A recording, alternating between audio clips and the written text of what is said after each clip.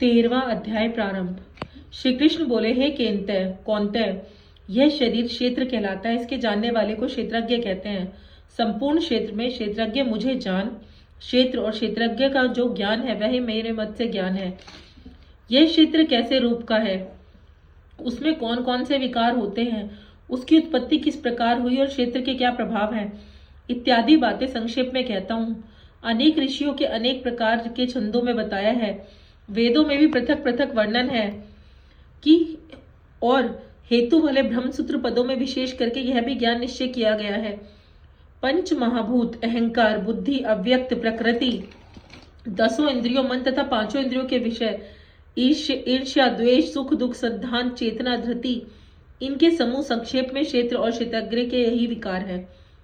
मान और पाखंड से रहित, अहिंसा, सहनशीलता, सरलता, गुरु की सेवा से पवित्रता, अपने मन का संयम, इंद्रियों के विषय से विरक्ति, अहंकार रहित और जन्म मृत्यु बुढ़ापा रोग दुखादि दोनों को देखना, पुत्र स्त्री ग्रह इत्यादि में आसक्ति ना करना और इनमें अपने को सुखी दुखी ना मानना, इष्ट और अनिष्ट की प्राप्ति में हर्ष विषाद रहित रहना, अनन्य भाव से मेरी भक्ति और एकांत में रहना, जन समूह में रहने से विराग, सदा स्मरण रहना कि मैं परम परमात्मा का अंश हूँ। ज्ञान प्राप्ति के उद्देश्य से मोक्ष को सबसे श्रेष्ठ मानना ही इसे ज्ञान कहते हैं। जो इससे भिन्न है वह अज्ञान है। अब ज्ञेय का स्वरूप वर्णन करते हैं, जिनको जानकर मनुष्य को मोक्ष प्राप्त होता है। वह आदि रहित, बेड़ा से बेड़ा, क्षत्रिय होने से न सत ही कहा जाता है और न असत ही कहा जाता है। सब उसके हाथ और चरण है, सब और नेत्र, शिर, मुख है और सब और कान है। वह सब इंद्रियों के गुणों का प्रकाश है, पर उसकी कोई इंद्री नहीं है। जिसको किसी से आसक्ति नहीं है, पर जो सबका आधार है, जो स्वयं निर्गुण होने पर भी गुणों का भोगता है, जो सब भूतों के बाहर भीतर है, जो चर है, अचर है, अत्यक्ष सूक्ष्म होने के कारण जाना नहीं जानता और जो दूर भी है और निकट भी है, जिसके विभाग नहीं होते, जो भिन्न भिन्न भागों में विभक्त है, समान रहता है, समस्त भूतों का पालन, नाश और उत्पन्न करने वाला, वह ज्ञेय है। वही अंधकार से परे ज्योतिर्मान पदार्थों को ज्योति देता है। वही ज्ञान जानने योग्य पदार्थ ज्ञान के द्वारा जानने योग्य सबके हृदय में निवास करता है। इस प्रकार क्षेत्र, ज्ञान और क्षेत्र को संक्षेप में कहा। इसे जानकर मेरा भक्त मेरे पद के योग्य होता है। प्रकृति और पुरुष दोनों ही अनादि हैं। विकारों और गुणों की उत्पत्ति प्रकृति से हुई। कार्य और कारण को प्रकृति उत्पन्न करती है। पुरुष तो सुख और दुख को भोगता है।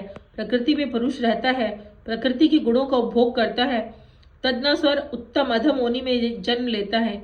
इस देह में उसे उपद्रष्टता, अनुमंता, भर्ता, भोक्ता, महेश्वर, परमात्मा और परम पुरुष कहते हैं।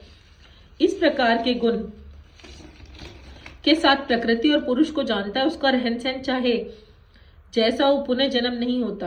कोई ध्यान से, कोई सांख्य योग से, कोई कर्म के द्वारा, कोई अपनी आत्मा में देखते हैं, परंतु कोई तो इस प्रकार से ना जानते हुए भी दूसरों को सुनकर ध्यान करते हैं और श्रद्धा से सुनकर वे मृत्यु के पार चले जाते हैं। हे अर्जुन, स्थावर या जंगम सब प्राणी क्षेत्र और क्षेत्रज्ञ के संयोग से ही होते हैं। परमेश्वर सब भूतों में समान रूप से समान है। भूतों के नष्ट होने पर भी उनका नाश नहीं होता। इस भांति जो देखता है वह देखने में समर्थ है। सब में समान रूप से स्थित परमेश्वर को देखता हुआ जो अपनी आत्मा का नाश नहीं करता, वह उत्तम गति प्राप्त करता है। जो देखता है कि प्रकृति द्वारा सब कर्म होते हैं, आत्मा को अकर्ता मानता है और वास्तव में वही मानो देवता है।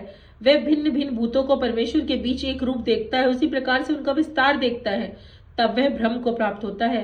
हे कौन्तेय, अनादि और निर्गुण होने से परमेश्वर अव्यय है और शरीर में रहता हुआ वह कुछ नहीं करता, न उसमें लिप्त होता है। जैसे आकाश सर्वत्र व्याप्त होने पर किसी को नहीं मिलता, उसी भांति देह में सर्वत्र आत्मा भी इसमें लिप्त नहीं होती। हे अर्जुन, जैसे ही एक ही सूर्य सारे लोगों को प्रकाशवान करता है, वैसे क्षेत्रज्ञ सारे क्षेत्र को प्रकाशवान करता है। जो लोग ज्ञान दृष्टि से क्षेत्रज्ञ का भेद, भूतों की प्रकृति देखकर मोक्ष का उपाय जान लेते हैं, वे परम पद को पा लेते हैं। जय श्री कृष्ण।